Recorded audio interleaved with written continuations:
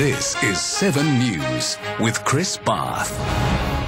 Good evening. 7 News can tonight reveal serious new warnings about radioactive waste which the state government wants to dump in Western Sydney.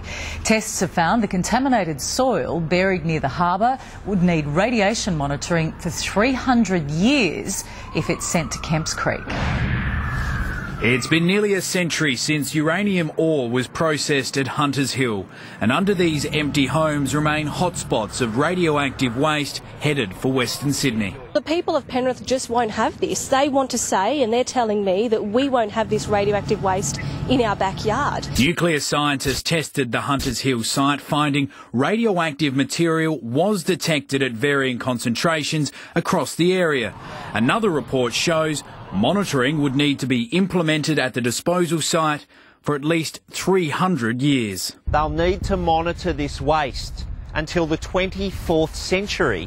That tells us how dangerous this material is. Scientists also found the hotspots are relatively small in area, and when you consider the total volume of soil, the collective site meets the requirements of the restricted solid waste classification.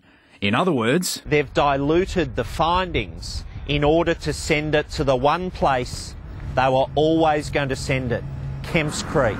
Experts say laws should be changed to send the waste to Lucas Heights. We're not just dealing with a standard contaminated site, we're dealing with a site that does have radioactive waste, and that requires a very different approach. Despite warnings, Finance Minister Greg Pearce last month told Parliament none of the waste was hazardous, and all of it is expected to go to Kemps Creek. The people of Western Sydney will have the opportunity in the next few months to look at the environmental assessment and the remediation plan. And our state political reporter Lee Jelisek is at Kemps Creek. Lee, who do we believe?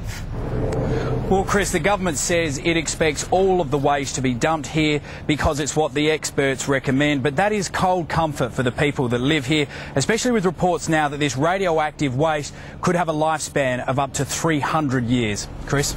All right, thanks, Lee. Lee Jelisek joining us there live from Kemps Creek. Julia Gillard wants